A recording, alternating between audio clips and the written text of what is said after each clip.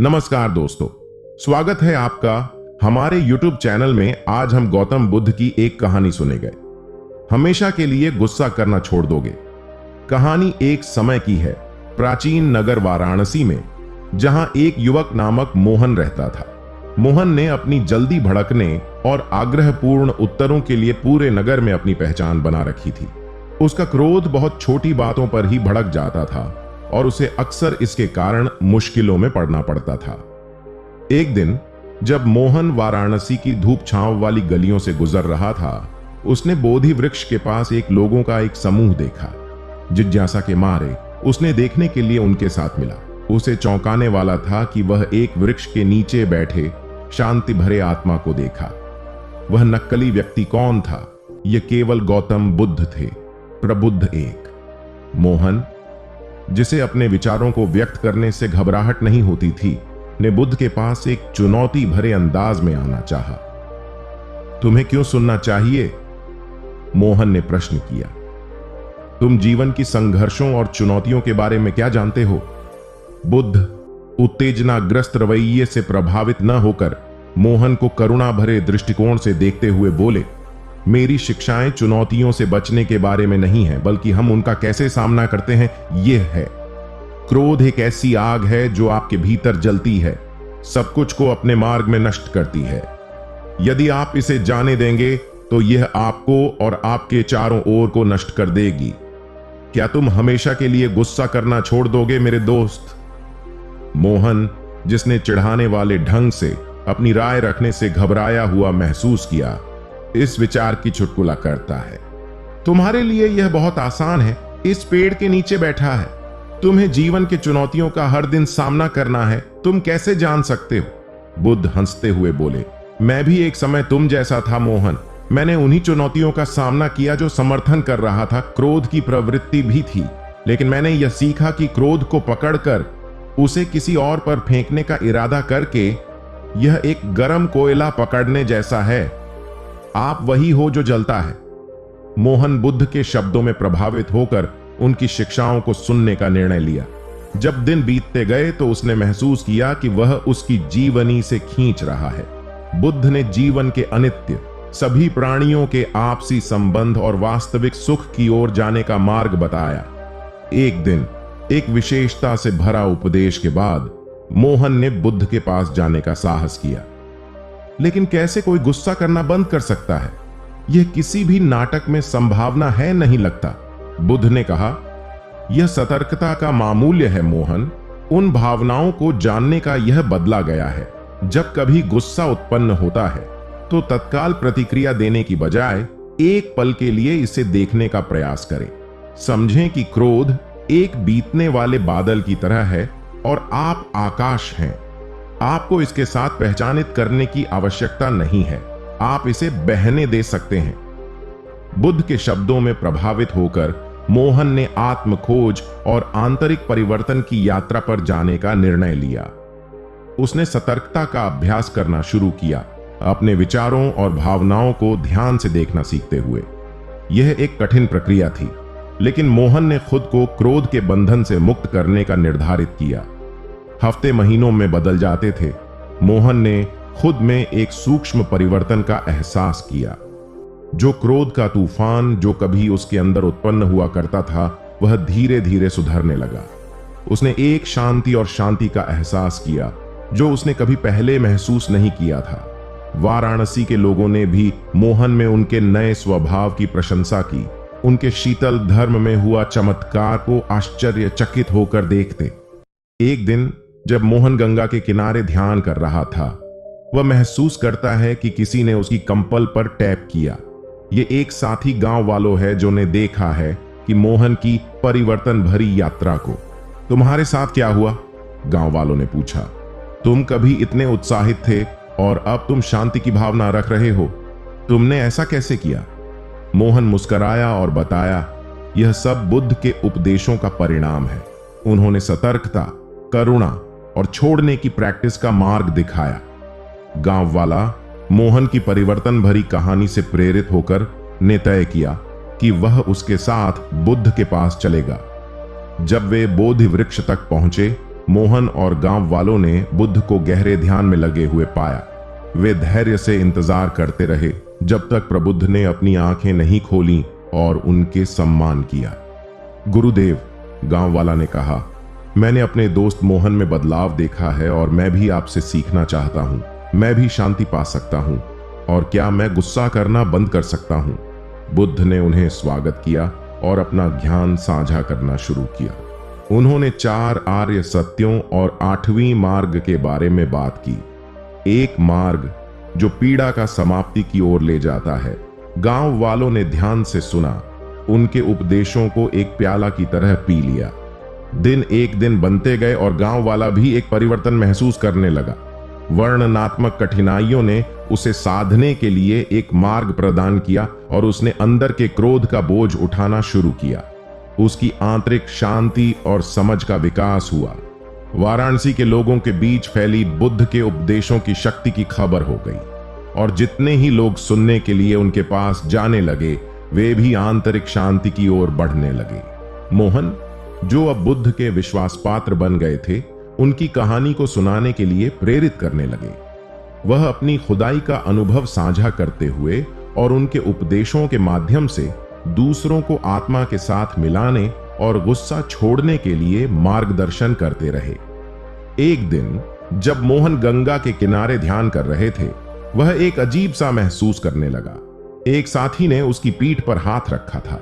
वह एक युवा था जो मोहन के आत्मिक रूप में हुए परिवर्तन को देखकर आकर्षित हो गया था। भगवान, मैंने आप में एक बदलाव देखा है और मैं भी उसी मार्ग पर चलना चाहता हूं, युवक ने कहा। कृपया मुझे अपने उपदेशों से परिचित कराएं। मोहन खुशी के साथ उसे बुद्ध के पास ले गया। वह युवक भी आत्मा के विकास की यात्रा पर निकलने का निर्णय लिया। विभिन्न लोगों ने बुद्ध के शिक्षाओं का लाभ उठाया और उनके साथी बने। उनका अध्ययन और साधना ने उन्हें अद्भुत आत्मा के संबंध में आगे बढ़ाया। वाराणसी, जो कभी अपने अधिक क्रोधपूरित रास्तों के लिए जानी जाती थी, अब एक शांति और सद्भाव की नगरी बन गई थी। इस रूप में मोहन, जो कभी चिढ़ाने वाला युवक था, जो बुद्ध के उपदेशों और साधना के माध्यम से अपने आंतरिक बदलाव का अनुभव करता है, वह अब वाराणसी के लोगों को मार्गदर्शन कर रहा था।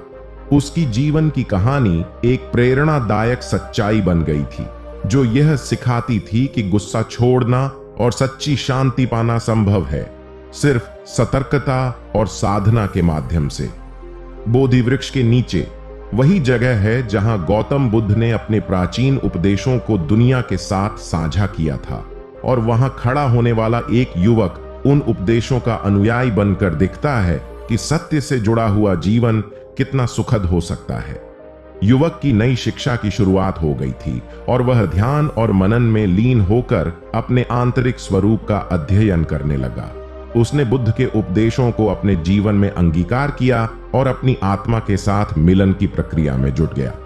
वाराणसी के लोगों ने इस युवक की शिक्षा और साधना को देखकर भी आत्मा की खोज में रुचि लेना शुरू किया। उनके साथ उनका समय बिताने से उन्होंने भी अपने जीवन को सकारात्मक दिशा में मोड़ा और सत्य की प्राप्ति के मार्ग पर चलने का निर्णय लिया। धीरे धीरे वाराणसी में एक नया संस्कृति बन गई, जिसमें सत्य, करुणा और आत्मा के साथ संबंध स्थापित किए जा रहे थे। लोग गुस्सा और अहंकार को छोड़कर एक आध्यात्मिक दृष्टिकोण की ओर बढ़ रहे थे। मोहन, जो अब युवा साधु के रूप में जाना जाता था, वाराणसी के लोगों को नए जीवन के मार्ग पर मार्गदर्शन कर रहा था। उनकी साधना, सत्य के प्रति समर्पण और सभी प्राणियों के प्रति करुणा ने उन्हें एक आदर्श समझाया जा रहा था। एक दिन जब वह गंगा के किनारे बैठा था, एक साधक ने उससे कहा, आपने हमें नए दृष्टिकोण और जीवन के सबसे महत्वपूर्ण मुद्दों पर सोचने के लिए प्रेरित किया है। हम आपके उपदेशों का आभास करना चाहते हैं। मोहन ने मुस्कुराते हुए कहा, यह सब गौतम बुद्ध के उपदेशों का प्रभाव है। उन्होंने मुझे गुस्सा और अहंकार से मुक्ति पाने के लिए एक अद्वितीय मार्ग बताया है। वह आगे कहते हैं, हम सभी को एक दूसरे के साथ सद्भाव और समर्थन का आदान प्रदान करना चाहिए, ताकि हम सभी एक साथ उन्नति कर सकें और सभी का हित हो सके। गुस्सा और अहंकार से मुक्त होकर हम सभी शांति और सुख की दिशा में बढ़ सकते हैं। साधक ने मोहन की बातों को गहराई से सुना और फिर बोला, आपकी शिक्षा हम सभी के लिए एक मार्गदर्शन है। हम भी आपकी तरह गुस्सा और अहंकार को छोड़कर सत्य की ओर बढ़ना चाहते हैं। मोहन ने साधक की ओर ध्यान दिया और कहा, यह सब भगवान बुद्ध के द्वारा बताए गए सिद्धांतों का परिचय करने से संभव है। उन्होंने हमें यह सिखाया है कि गुस्सा और अहंकार भावनाएं हमें बंधन में डाल सकती हैं और उन्हें छोड़कर ही हम सच्ची शांति और सुख प्राप्त कर सकते हैं। साधक ने समर्थन भरी भावना के साथ कहा, हाँ, आप बिल्कुल सही कह रहे हैं। हम भी इस मार्ग पर चलेंगे और अपनी आत्मा के साथ मिलकर आध्यात्मिक विकास करेंगे। मोहन ने भी उसे समर्थन दिया और उन दोनों ने एक दूसरे के साथ अपने अनुभवों और शिक्षाओं को साझा करने का निर्णय लिया। उनका संगठन वाराणसी में एक आध्यात्मिक समुदाय की शुरुआत करने का सपना देख रहा था। समय के साथ उनका समुदाय बढ़ता गया और लोग भी इसमें शामिल होते गए। यहां पर एक आत्मिक संगठन बना जहां लोग गुस्सा और अहंकार से मुक्त होकर सत्य की ओर बढ़ने के लिए समर्पित थे। उनका मुख्य उद्देश्य था शांति, साहस और सहयोग की भावना को बढ़ावा देना। मोहन और साधक ने इस संगठन को अग्रणी बनाया और लोगों को ध्यान, मनन और आत्मा की प्रशिक्षण देने के लिए विभिन्न कार्यक्रमों का आयोजन किया। यहां लोग अपने आत्मिक साधना में सहायता के लिए एक दूसरे के साथ जुड़े और समृद्धि और सुख की दिशा में अग्रसर होने के लिए समर्थ हुए। इस प्रकार वाराणसी ने एक नए आध्यात्मिक समुदाय की नींव रखी जो गुस्सा और अहंकार को छोड़कर आत्मा की ऊंचाइयों की दिशा में बढ़ रहा था। यह संगठन न सिर्फ लोगों को आत्मिक विकास में सहायता कर रहा था, बल्कि यह उन्हें एक साथ मिलकर शांति और सद्भाव की ओर बढ़ने के लिए एक आत्मिक साजीवनी भी प्रदान कर रहा था। मोहन और साधक ने समुदाय को नैतिकता, सद्गुण और सामंजस्य के मूल मूल्यों पर आधारित किया। उन्होंने लोगों को उदारता और सहानुभूति के साथ आत्मा के साथ मिलने का मार्ग सिखाया। यह समुदाय भारतीय संस्कृति, धर्म और दान की महत्वपूर्णता को मानता था और इसे अपने जीवन का हिस्सा बनाने का प्रयास करता था। इस संगठन के अंतर्गत लोग विभिन्न धर्मों और संस्कृतियों से आए और सभी को एक समान भावना के साथ स्वीकार किया गया। यहां लोग अपने आत्मिक और शारीरिक विकास के लिए साथ मिलकर काम करते थे और इससे समृद्धि और शांति की भावना बनी रहती थी। एक दिन एक युवा समुदाय से जुड़ने का निर्णय लेता है। उसने अपने जीवन में बदलाव लाने की तलाश में यह संगठन चुना। उसे स्वयं से अपने अनुभवों को साझा करने का एक मौका मिलता है। मोहन और साधक, जो अब अपने अंतिम जीवन काल में थे, वहां पहुंचते हैं और उस युवा से मिलते हैं। युवा, मुझे आपकी शिक्षा का एक अद्वितीय स्वरूप सुनने का अवसर मिला है। कृपया मुझे भी इस समुदाय में शामिल होने का अनुमति दें। मोहन, स्वागत है बेटा। हम सभी यहां एक परिवार की भावना के साथ हैं। हम सभी ने गुस्सा और अहंकार को छोड़कर एक आत्मिक साजीवनी की दिशा में बढ़ने का निर्णय लिया है। साधक, तुम यहां सबके लिए अपना आत्मा के साथ मिलने का सफर शुरू कर सकते हो। हम एक दूसरे की सहायता करते हैं और साथ ही साधकों की भी सुनते हैं। युवा, मैं बहुत खुश हूं कि मुझे यहां मिला है। मैं भी अपने जीवन को सांत्वना, शांति और समृद्धि की दिशा में बढ़ाना चाहता हूं। मोहन, अब हम तीनों एक हैं। हम सब एक दूसरे की मदद करेंगे और साथ में आत्मा की ऊंचाइयों की ओर बढ़ेंगे। इस प्रकार नया सदस्य समुदाय का हिस्सा बनता है और वह भी आत्मा की प्रशिक्षण में सहायता करने और साझा करने का मौका प्राप्त करता है। समुदाय में सामंजस्य, मित्रता और आत्मिक समृद्धि का एक अद्भुत वातावरण होता है। युवा सदस्य, जिसे अब अपने नाम के रूप में धार्मिक जाना जाता है, धीरे धीरे इस समृद्ध संगठन का हिस्सा बनता है और अपने जीवन को सत्य, करुणा और समर्पण के माध्यम से आत्मिक विकास की दिशा में बढ़ाता है। धार्मिक खुद से बोलते हुए, मैं इस समुदाय में शामिल होकर बहुत खुश हूं। आप सभी ने मुझे एक नए दृष्टिकोण का परिचय कराया है और मुझे आत्मिक साधना में सहायता करने का मौका मिला है। मोहन, हम सभी यहां एक दूसरे का साथी हैं। हम आपके साथ हैं और आपके आत्मिक सफलता के लिए समर्थ हैं। साधक, यह समृद्धि संगठन हमें सभी को एक साथ लाने और एक दूसरे की मदद करने का एक अद्वितीय मौका प्रदान करता है। हम सभी मिलकर आत्मा की ऊंचाइयों की ओर बढ़ रहे हैं। समृद्धि संगठन में धार्मिक ने ध्यान और साधना के माध्यम से अपनी आत्मा को और भी समर्पित किया। उसने अपने जीवन को सेवा, समर्पण और सच्ची प्रेम के माध्यम से योजित किया और उसने दूसरों को भी इस अद्वितीय मार्ग पर प्रेरित किया। समृद्धि संगठन में एक दिन धार्मिक ने सभी को एक साधुत्व की यात्रा पर जाने का आमंत्रण दिया। यात्रा का मुख्य उद्देश्य आत्मा की गहरी साधना और समझदारी में वृद्धि करना था। समृद्धि संगठन के सभी सदस्यों ने खुशी खुशी इस यात्रा में शामिल होने का निर्णय किया। यात्रा का पहला दिन सभी ने अपनी आत्मा की गहरी साधना के लिए समर्थन करने के लिए ध्यान और प्रार्थना किया। वे सभी ने एक दूसरे की मदद करते हुए आत्मा की शांति और समृद्धि की ओर बढ़ते हुए एक साथ समय बिताया। यात्रा के दूसरे दिन सभी ने अपने अंतर्निहित दुखों और चिंताओं को साझा किया और एक दूसरे को समर्थन दिया। यह एक साथी समृद्धि की ओर बढ़ते हुए उनकी आत्मिक साधना को मजबूत करता गया। यात्रा के आखिरी दिन सभी ने एक विशेष सत्संग का आयोजन किया, जिसमें सभी ने अपने आत्मिक साधना के अनुभवों को साझा किया। धार्मिक ने एक प्रेरणादायक कथा सुनाई, जिसमें गुस्सा और अहंकार को छोड़कर सत्य की प्राप्ति का महत्व बताया गया। सभी ने इस सत्संग को ध्यानपूर्वक सुना और उससे आत्मिक उन्नति में सहायक होने की ऊर्जा महसूस की। धार्मिक ने विशेष रूप से यात्रा के समापन पर सभी सदस्यों को एक दूसरे के साथ मिलकर आत्मिक साधना के माध्यम से उनके जीवन में सकारात्मक बदलाव लाने का संकल्प करने की प्रेरणा दी। यह एक साथी समृद्धि जो गुस्सा और अहंकार को छोड़कर सच्ची शांति और सुख की दिशा में बढ़ने के लिए समर्पित था। समृद्धि संगठन की यह यात्रा ने सभी सदस्यों को एक साथ लाकर उन्हें एक विशेष आत्मिक अनुभव का आदान प्रदान करने का अद्वितीय अवसर प्रदान किया। समृद्धि, सामंजस्य और सहायता की भावना ने इस समुदाय को एक साथ बांधा रखा था। धार्मिक ने युवा सदस्य को अपने साथ साधना और मेधावी बनने का मार्ग दिखाया। समृद्धि संगठन के अंगड़ के रूप में युवा सदस्य ने अपनी भूमिका को समझते हुए समाज में नैतिकता, साहित्य और आत्मिक उन्नति की ओर पहुंचाने का निर्णय किया। समृद्धि संगठन ने नहीं सिर्फ अपने सदस्यों को आत्मिक साधना की दिशा में मार्गदर्शन किया, बल्कि उन्होंने आसपास के समुदाय को भी इस दिशा में प्रेरित किया।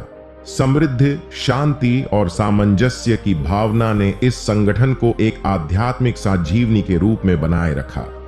इस प्रकार यह साधुत्व की कहानी ने एक नए दृष्टिकोण और आत्मिक साधना की महत्वपूर्णता को प्रमोट किया, जिससे लोग गुस्सा और अहंकार को छोड़कर सत्य की प्राप्ति की दिशा में बढ़ सकते हैं।